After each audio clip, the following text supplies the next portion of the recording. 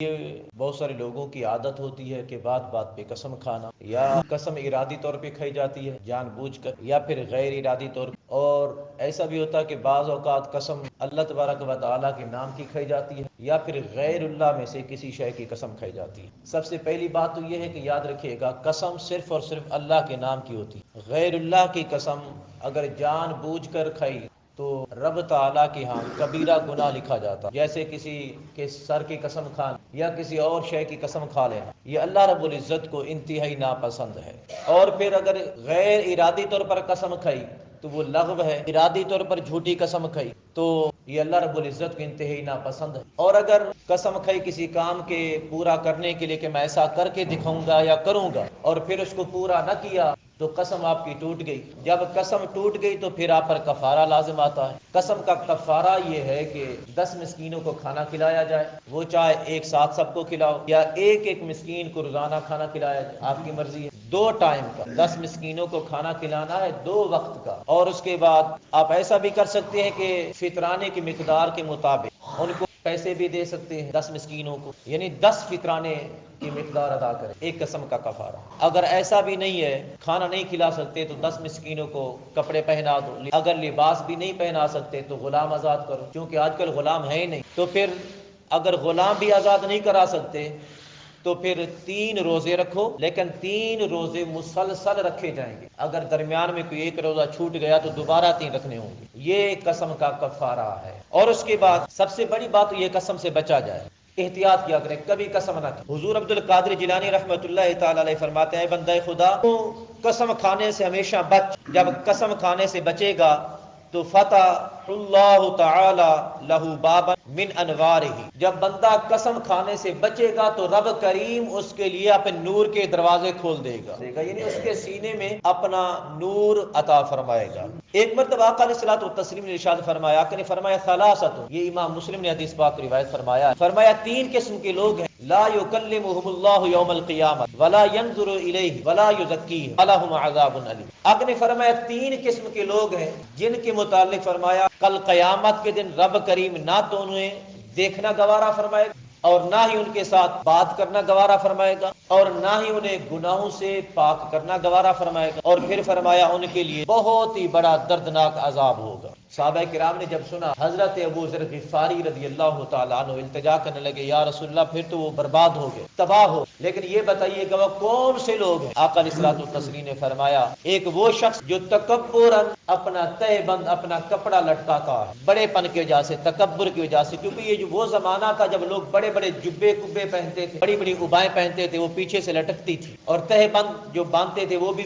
نیچے لٹکتا تھا۔ آقا علیہ الصلوۃ والتسلیم نے فرمایا، تکبر سے کپڑا لٹکانے والا کل قیامت کے دن رب تعالیٰ اسے دیکھنا بھی گوارا نہیں فرمائے گا، اس سے کلام کرنا گوارا نہیں فرمائے گا، اور اسے گناہوں سے پاک کرنا گوارا نہیں فرمائے گا۔ چونکہ ہمارے ہاں تہ بند کا رواج بہت ہی کم ہے، ہم شلوار قمیض پہنتے ہیں، اگر اسی حدیث پاک کو ہمارے رواج پر اگر لایا جائے تو وہ بلوں والی شلوار پہننے پہ آتی ہے۔ اگر کسی نے تکبراً بلوں والی بڑی شلوار پہنی تو وہ بھی اسی زمرے میں آئے۔ تکبر کی وجہ سے جو کپڑا پہنا گیا، کل قیامت کے دن رب کریم اس پہننے والے کی طرف نگاہ رحمت نہیں کرے، اس سے گفتگو نہیں فرمائے، اور اسے گناہوں سے پاک نہیں کرے، اور اس کے لیے وہی دردناک عذاب ہو۔ اور آگے آقا علیہ الصلوۃ والتسلیم فرمایا، جو شخص احسان لگاتا ہے، احسان لگا کر پھر احسان جتاتا ہے کہ میں نے ایسا کیا، میں نے تیرا کام کیا تھا، میں تیرے کام آیا تھا، فرمایا احسان جتانے والے کا بھی یہی انجام ہوگا۔ اور تیسرے نمبر پر آقا علیہ الصلوۃ والتسلیم فرمایا، وہ شخص جو جھوٹی قسم کھا کے اپنے مال بیچ، بیوپاری لوگ، سوداگر لوگ ایسا کرتے ہیں نا، تاجر لوگ، فرمایا جس نے جھوٹی قسم کھائی کل قیامت کے دن نہ تو رب کریم گاہ رحمت فرمائے گا، نہ گفتگو فرمائے گا اس سے، اور نہ ہی گناہوں سے پاک کرے گا، اس کے لیے دردناک عذاب ہوگا۔ سو محترم المقام، یہ رب کریم جس کو دیکھنا بھی گوارا نہ کرے، جس سے بات تک کرنا گوارا نہ کرے، جس کو گناہوں سے پاک کرنا گوارا نہ کرے، ہر انسان خطا کا پتلا ہے، بہت سارے ہم گناہ لے کر جائیں گے رب کریم کی بارگاہ میں، اور ایک وہ شخص ہوگا جس کو رب کریم گناہوں سے پاک فرمائے گا، اس کے بارے میں ذرا سنیے گا۔ آقا علیہ الصلوۃ والتسلیم نے فرمایا، قیامت کے دن ایک شخص لایا جائے، رب کریم حکم دے گا کہ اپنے گناہ پڑھ۔ جب وہ اپنی گناہ پڑھنا شروع کرے گا کہ وہ دیکھا گیا کہ مجھے اختیار دیا گیا ہے گناہ پڑھنے کا، جب اپنی کتاب پڑھے گا، اپنا نامہ اعمال پڑھے گا تو چھوٹے چھوٹے گناہ پڑھتا جائے گا، بڑے بڑے گناہ چھوڑتا جائے گا۔ جب اپنے چھوٹے گناہ پڑھ لے گا اور بڑے گناہ چھوڑ دے گا رب کریم کی بارگاہ سے اعلان ہوگا، یہ وہ لوگ ہوں گے جن کو رب کریم گناہوں سے پاک فرمائے گا۔ رب کریم کی بارگاہ سے اعلان ہوگا میرے اس بندے کے یہ گناہ جو اس نے پڑے ہیں معاف کر دیے جائیں، یہ گناہ مٹا دیے جائیں، اور ان گناہوں کے بدلے ان کو نیکی دی جائے، بھلائی دی جائے۔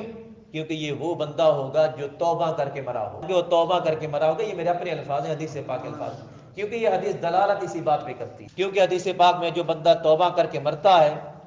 گناہ بھی لے کر جائے گا، تو رب کریم اس کے گناہوں کو مٹا دے گا اور اس کے بدلے اس کو نیکیاں عطا فرمائے گا۔ جب رب کریم فرمائے گا اس کے گناہ مٹا دیے جائیں جو اس نے پڑے ہیں، تو وہ جھٹ سے بولے گا، فوراً عرض کرے گا باری تعالیٰ یہ تو چھوٹے چھوٹے بڑے ابھی باقی رہتے تھے، بڑے ابھی باقی رہتے ہیں۔ یہ وہ لوگ ہوں گے جن کو رب کریم گناہوں سے پاک کرے گا، اور ایک وہ ہوگا